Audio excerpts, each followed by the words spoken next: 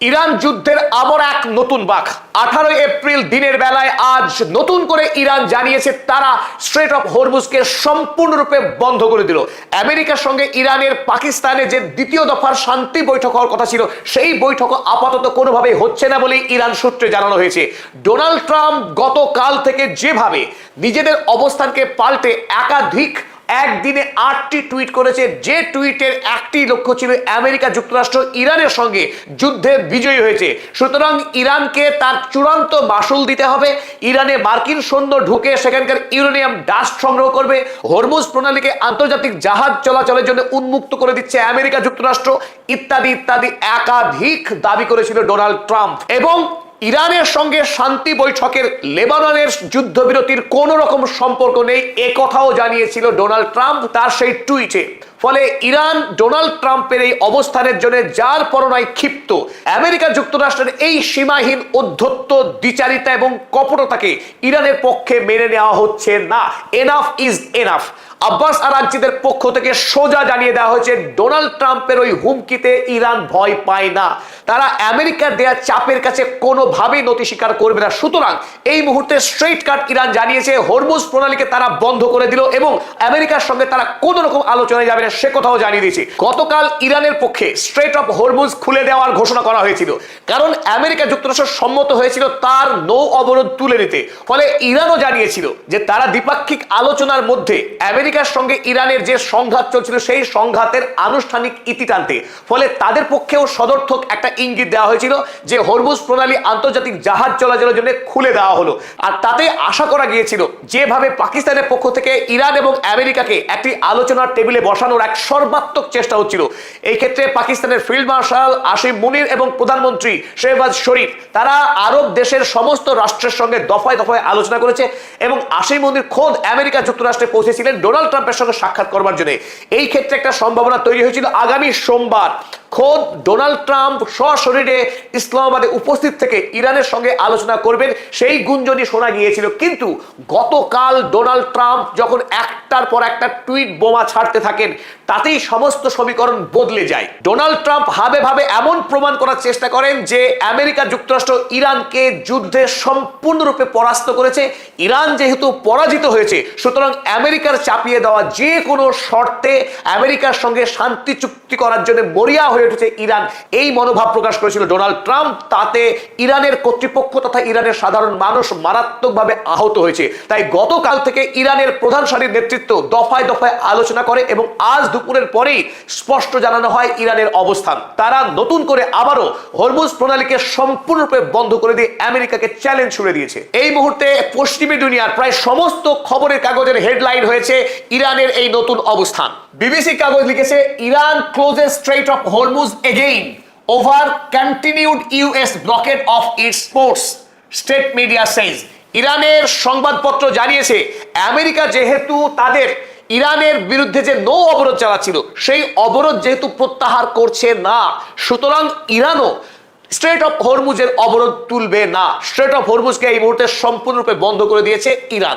তাতে আমেরিকার যদি শক্তি থাকে তারা হরমুজ প্রণালীকে উন্মুক্ত করবে তো করুক, একথা খোলামেলা জানিয়েছে ইরানের কর্তৃপক্ষ। এবং যেটা আরো আশঙ্কার বিষয় যে আমেরিকা যুক্তরাষ্ট্রের সঙ্গে ইরান যদি দ্বিতীয় পর্বের আলোচনায় না যায়, তাহলে যে যুদ্ধবিরতি চলছে 2 সপ্তাহের, সেই যুদ্ধবিরতি কি আজই শেষ হবে?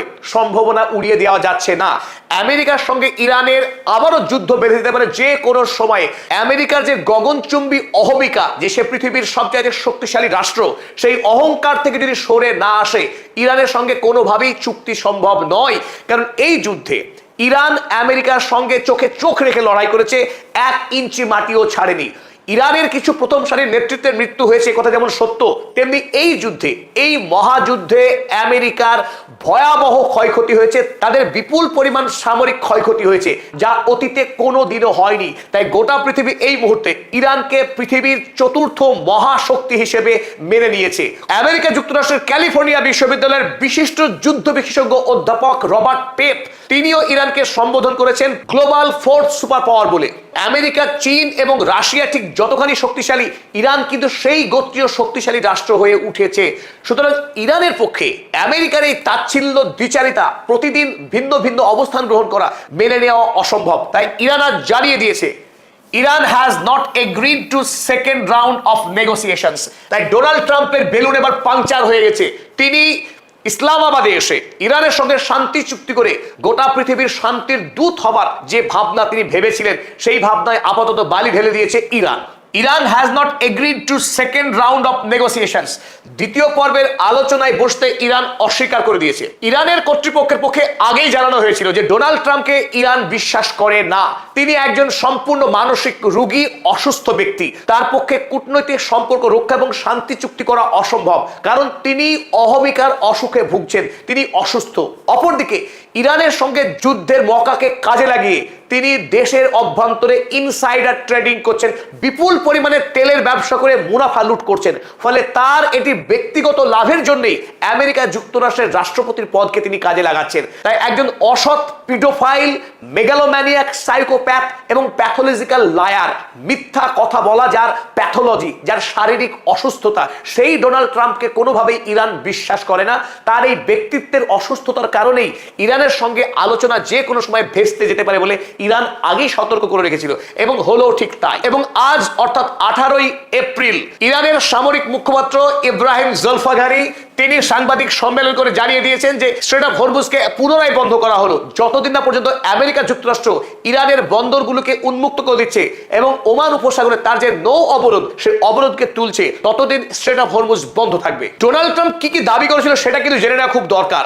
গতকাল ভারতীয় সময় সন্ধ্যা 7টা থেকে 8টা পর্যন্ত ডোনাল্ড ট্রাম্প 8টি টুইট করেছিলেন। তিনি আমেরিকার সরকার চালান সোশ্যাল মিডিয়াতে। একটি রাষ্ট্রের সঙ্গে যুদ্ধ হচ্ছে, সেই যুদ্ধ এবং কূটনীতি তিনি সোশ্যাল মিডিয়াতে চালাচ্ছেন, এমন ধৃষ্টতা এই আমেরিকার রাষ্ট্রপতি ডোনাল্ড ট্রাম্পের। ইরান যখন স্ট্রেট অফ হরমুজ খুলতে সম্মতি দেয়, তারপরেই বাঘের পাশপা হয়ে যায় ডোনাল্ড ট্রাম্পের। তিনি এবার অহংকারের শেষ সীমায় গিয়ে লিখতে শুরু করেন, the straight of Hormuz is completely open and ready for business and full passions, but the naval blockade will remain full force and effect as it pertains to Iran. তিনি দাবি করলেন ইরান হরমুজ প্রণালীকে সম্পূর্ণরূপে খুলে দিয়েছে বিশ্ব বাণিজ্যের জন্য, কিন্তু আমেরিকার যে নৌ অবরোধ, যেটা ইরানকে ঘিরে, সেই অবরোধ চলতে থাকবে।